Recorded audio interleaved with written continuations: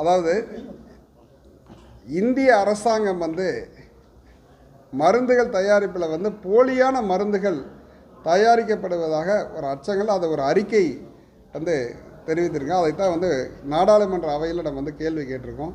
ஏன்னா இன்றைக்கி கீழ்த்தரப்பட்ட மக்கள் அவர்கள் அவர்களுக்குள்ள மருந்து மாத்திரைகள் அது உண்மையான மாத்திரைகள் இருந்தால் அவர்களுக்கு அந்த நோய் குணமடைய வேண்டும். ஆனால் போலி மாத்திரைகள் வருவதன் மூலமாக புதிதாக ஒரு வியாதிகள் ஏற்பட்டு விடக்கூடாது. இதை இந்த ஒன்றிய அரசாங்கம் தான் தடுக்க வேண்டும் என்கின்ற வகையில் நாடாளுமன்ற அவையில் அதை கேள்வியாக எழுப்பியிருக்கின்றோம். அதற்கான அரசு நடவடிக்கை எடுக்கும் என்று நான் நம்புகிறேன். மேலும் இன்னும் ஒரு படி சொல்ல வேண்டும் என்று சொன்னால், இன்றைக்கி கார்ப்பரேட் இருக்கக்கூடிய மருத்துவமனைகளை அந்த மருந்து கடைகளில் பார்த்திங்கன்னா ஒரு தள்ளுபடி விலையில் எம்ஆர்பி விலை என்பது அந்த உற்பத்தி நிறுவனங்களே விலையை நிர்ணயம் செய்து கொள்கிறார்கள்.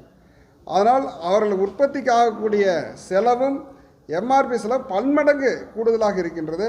அதனால் விளிம்பு நிலையில் இருக்கக்கூடிய மக்கள் பாதிக்கப்படுகின்றார். அவைகளையும் கட்டுப்படுத்தி ஒரு விலை நிர்ணயம் செய்து குறிப்பிட்ட விலைக்குத்தான் அந்த மருந்துகளை விற்பனை செய்ய வேண்டும் என்ற கோரிக்கையும் நாடாளுமன்ற அவையில் வைத்திருக்கின்றோம். அது விளிம்பு நிலையில் இருக்கக்கூடிய மக்களுக்கு ஒரு நன்மையை தரும் என்று தெரிவித்துக் கொள்கிறேன்.